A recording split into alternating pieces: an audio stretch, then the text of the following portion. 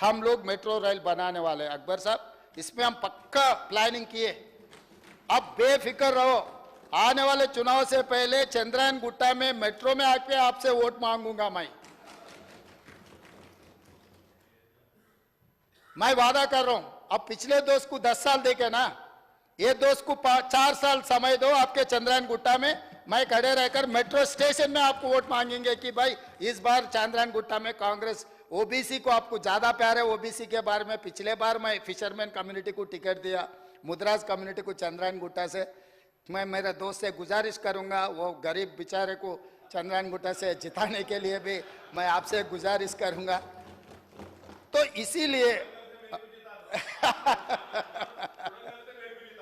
मेरा टिकट से चुनाव लड़े तो मैं भरू।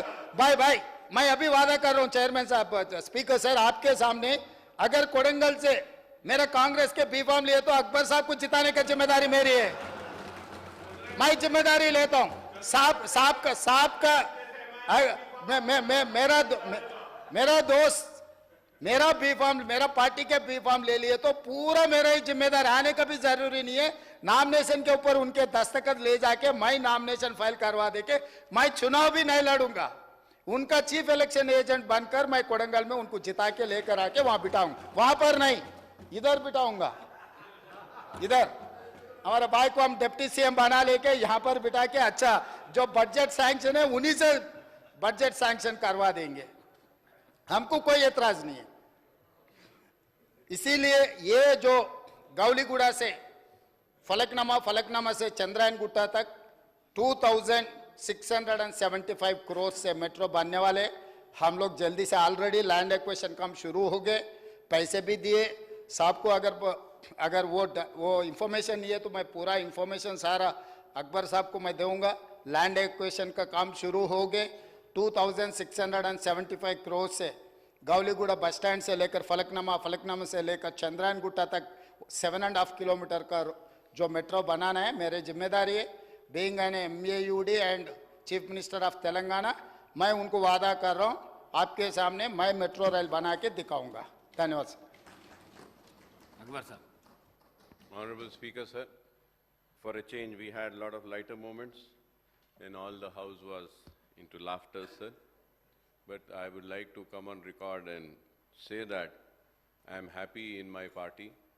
Akbaruddin Owaisi मरे दम तक मजलिस-ए-इत्तेहादुल मुस्लिमीन में था, मजलिस-ए-इत्तेहादुल मुस्लिमीन में ही रहेगा। मजलिस-ए-इत्तेहादुल मुस्लिमीन के दफ्तर दारुस्सलाम से ही अकबर ओवैसी का जनाजा जाएगा। और रहा सवाल, चीफ मिनिस्टर साहब ने मुझसे कहा कोडंगल के बारे में, तो मैं सिर्फ एक बात कहता हुआ आपकी नज़र पे लाता हुआ जाऊंगा। Sir, I was going through all the records of assembly and parliament elections, the votes which were seeked in the assembly elections and then after the parliament elections, sir. Sir, in that, sir, the Congress maintained a lead in 64 seats after the parliament elections. But in 15 seats where Congress had won in the assembly, the BJP gained in the Lok Sabha elections, sir. So similarly, I want to give an example about Kodangal constituency.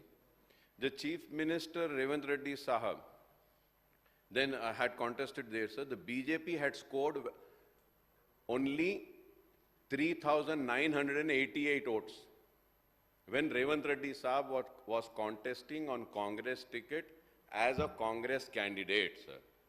But in the parliament election, sir, the BJP candidate who secured only 3,988 votes, the BJP candidate in parliament secured 62,560 votes. And नहीं मैं बोलता हूँ और sir और एक बात कहता हूँ sir I'll tell wait sir wait. So this is why I think the Congress has faced a defeat in the parliament. Now if we have to see Sri Salla. Sir, in Sri Salla, K.T. Ramarao was successful. The BJP received 72,559 votes in Lok Sabha elections. gaining the lead while it had secured only 18,328 votes in assembly, sir. सही है आपकी बात, मैं वो भी बता रहा हूं. लेकिन sir, I would like to come on record and say that, sir, you might be happy and celebrating with 8. I am your true friend. It is not a happy moment, sir.